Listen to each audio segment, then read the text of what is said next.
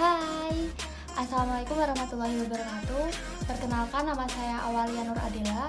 Saya berasal dari jurusan Kebidanan, Prodi D3 Kebidanan Semarang kelas Kedal. Di sini saya akan memaparkan sebuah video PowerPoint tentang cara bersikap dengan teman sebaya dalam berbagai kegiatan sesuai dengan norma dan etika.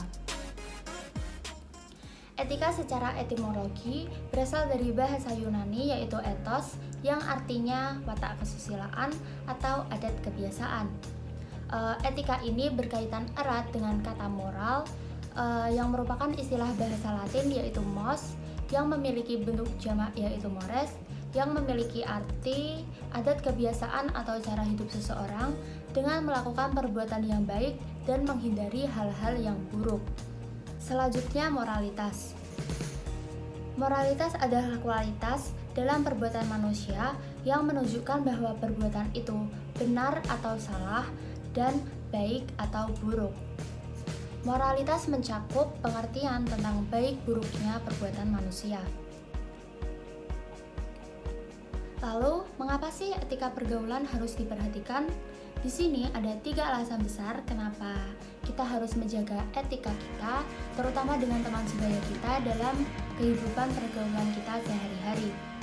Yang pertama adalah karena kita makhluk sosial, jadi kita dituntut untuk saling berhubungan, mengenal, dan membantu satu sama lain. Maka diperlukan etika dalam hal ini untuk menjaga hubungan baik kita antara manusia lainnya. Yang kedua adalah agar tingkah laku kita dapat selalu diterima dan disenangi oleh siapa saja yang bergaul dengan kita. Yang ketiga, karena dalam memberikan etika pada lingkungan pergaulan, teman dan kenalan kita akan melihat pribadi kita sebagai sosok yang baik dan terbuka. Tata krama dan tingkah laku sehari-hari kita akan tercermin dalam etika yang kita lakukan dalam pergaulan kita.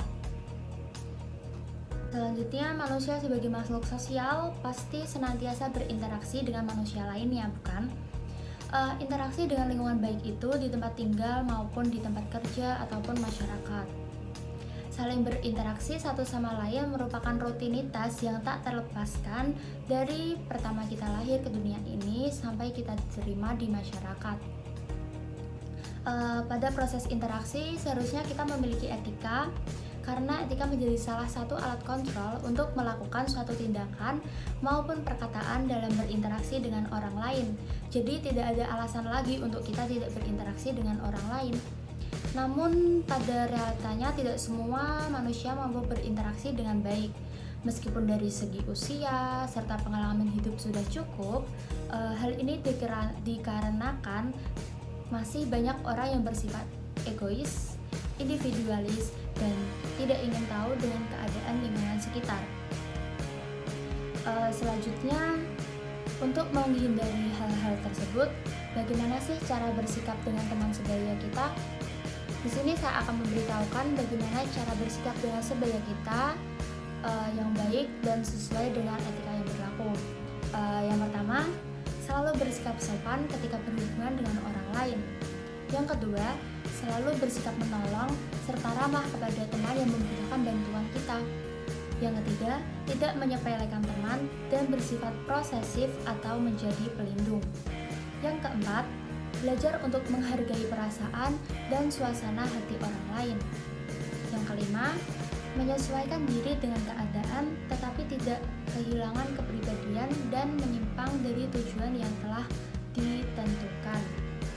Yang keenam, berkata terus terang dalam berbagai keadaan apapun itu, namun tetap menjaga etika kita dengan tidak berkata kasar dan berlaku dengan sopan.